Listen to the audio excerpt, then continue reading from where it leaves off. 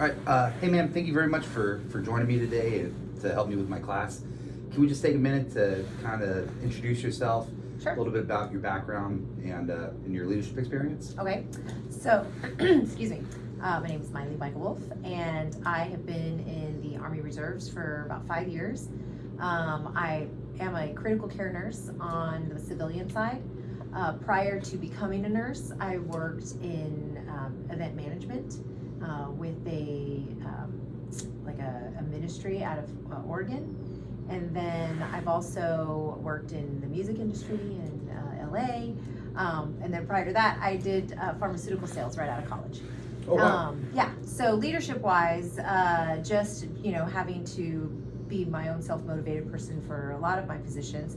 But then within nursing, being charge nurse, multiple times, I've not wanted to do like middle management or nurse managers or whatnot, just because I just didn't feel like that was my calling. But nurse case management I did, and then within the Army, just taking on as many leadership positions as I can, mainly in training, and then now in command. Okay. So.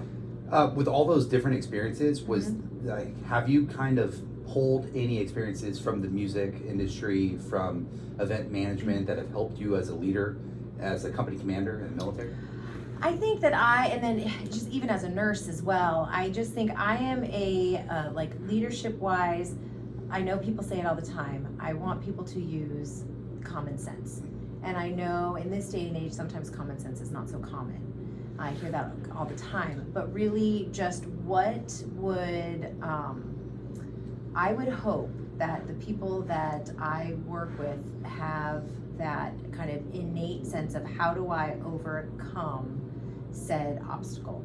And if they don't have that innate sense of wonder in that sense, helping them to ask questions. I think that if you are curious and that if you don't know how to do something and you just ask questions, maybe try to figure out a way how to find it, find the people who do know how to do it and ask them how do you do it, or if they don't show you, then ask for the resources where they learned. Yeah. But so many people I find in this day and age, they come up against an obstacle and they're like, well, nobody told me. Yeah. And I think in the long run, they're going to learn very quickly that that's not going to work for any sort of like professional, company. Now our self-efficacy talks make a lot more sense. So it's there too. Okay. Yes. All right. Mm-hmm. All right. Well, do you? So kind of getting into some of my more formal questions for you. Mm-hmm. Do you subscribe to a particular leadership model or style? I think, well, maybe not every leader, but for the most part, I do like to be that servant leader. Mm-hmm. I know that's a term that also... Time in ministry. Correct, with my time in ministry. And I would never ask somebody to do something that I would not do myself. Mm-hmm. So I would like to lead by example. If I can show that I'm hard charging and that I'm working, I'm trying to be the first one here, last one to leave, that gives the example of what should be done. That's why I try to be super engaged with, especially in this job, being in command, I want to lead from the front when I can, and it is unfortunate since it is hierarchical, and then TPU, stuff like that. There are a lot of things that like I want to give leadership, but I also trust my NCOs to like really be the backbone to really make things happen. But I don't want anybody under my command to think that I am not ready to get after something with them if anything. You're paving the way to make it so that people can do the Correct. things that you're asking them to do. Yeah. Yes. So have you either through personal or professional means studied leadership, like books, podcasts, courses? When I graduated from college, I have a couple degrees. I have one in exercise physiology, chemistry, and then nursing. When I finished... A few degrees, yeah. When I finished my undergraduate from the U of A, I did pharmaceutical sales. And, in any sort of sales position, they want you to read all of the books, like Zig Ziglar and like, what color is my parachute? And like just really... Yeah. Yes, exactly. Who am I as a person? And who am I as a learner? who am I as a communicator? And then I guess I forgot to say this, when I was in college, I sold books door to door for 2 summers. Okay. So like literally had to be self-motivated, relocated from Arizona to Georgia, and just started knocking on doors selling these like student handbooks that would help parents bridge the gap between how they learned versus how their children were learning. Okay. So like, Yeah. you know, they're like, oh, they're not learning how to do math that way. Well, this is how they're learning how to do it. So parent, this is how you help them, because, you know, the way you learn is probably different. Anyways, so I did that for 2 summers, and I learned a lot about myself, because you're by yourself, you're walking around, you get dropped off in a neighborhood. I didn't have a car the first year, and you're just kind of making connections, and people slamming doors on your face. They're like, who is this random college kid, you know, on my doorstep? And then there were some neighborhoods that were super, super nice. And then there were some neighborhoods where it's like, I don't know if I'm safe. Yeah. I should probably not be here. So, anyways, but then, you know, in that position too, it was a lot of preparing you for adversity and leading, because those people who did well, they wanted you to share the tricks of the trade. And so much of that is mindset and mentality. Yeah. I could imagine too, you as a company commander, you're managing people, especially in the Army, from 18 to people in their 50s and 60s. So talk about like, okay, well, what motivates this 18-year-old versus what motivates this 60-year-old? Correct. A lot of what we've been going over, or not a lot, but some of the things that we've been going over in class are managing multi-generations. Oh, and yeah. There's never been this amount of diversity and generations in the workforce. Right. I think you'll find that even in nursing. Like if I was not the nurse manager or assistant nurse manager, but I was in a leadership position by default because I was the most senior nurse.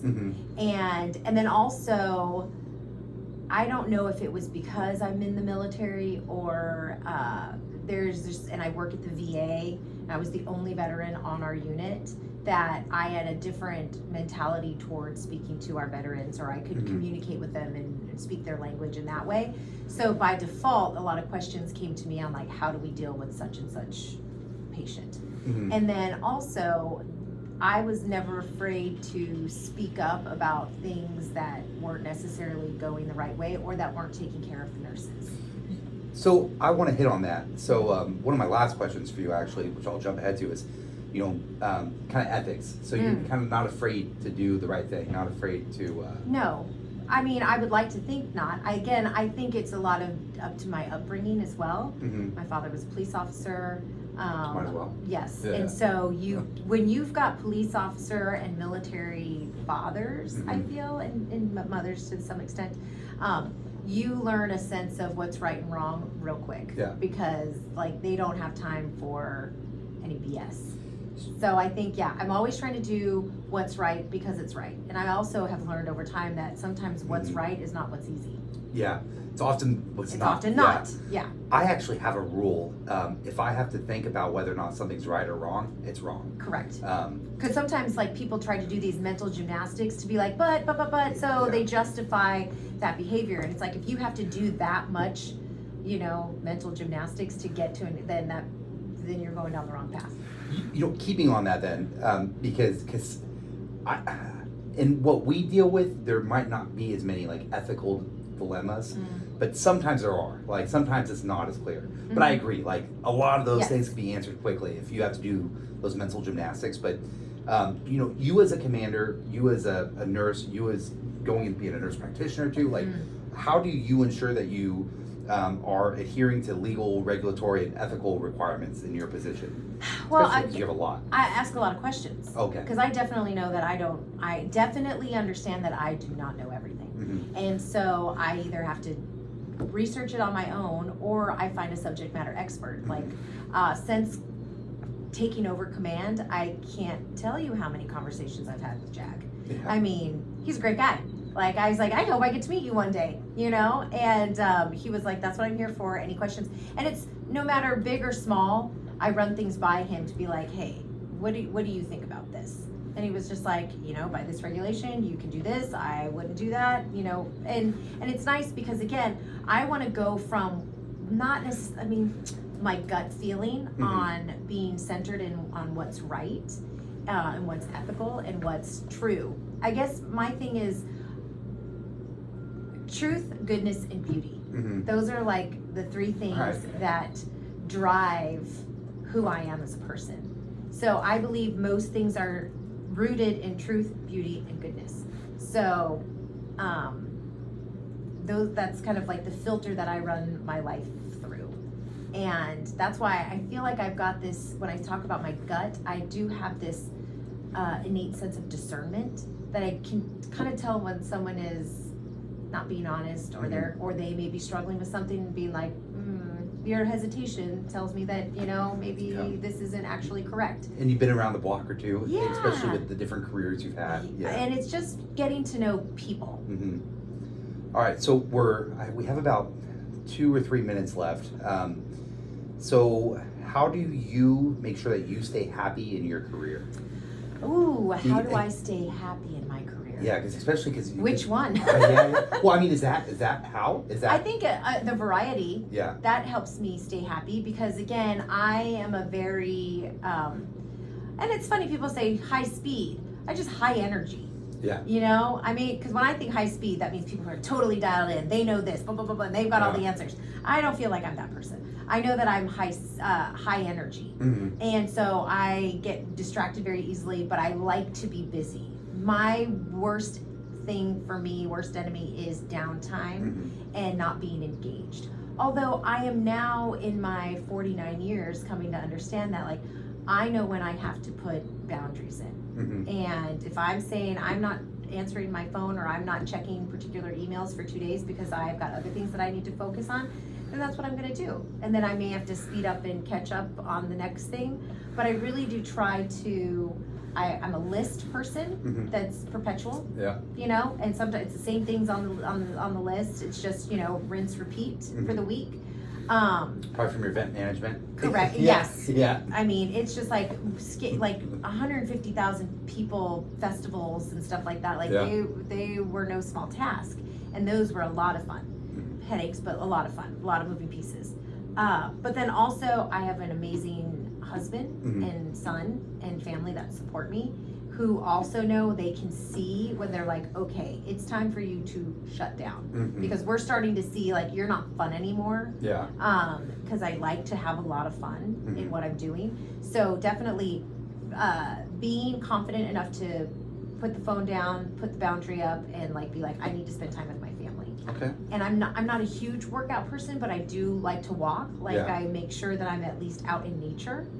And then, like I said, I do cold plunge, hot sauna. Like that's my workout. Like I will take a couple times a week, an hour, and get into like that part of my life where it allows me to meditate and just unplug because I can't take my phone or anything in there, and all I can do is just meditate and think and pray and be present with myself. Be present with your breath. Yeah.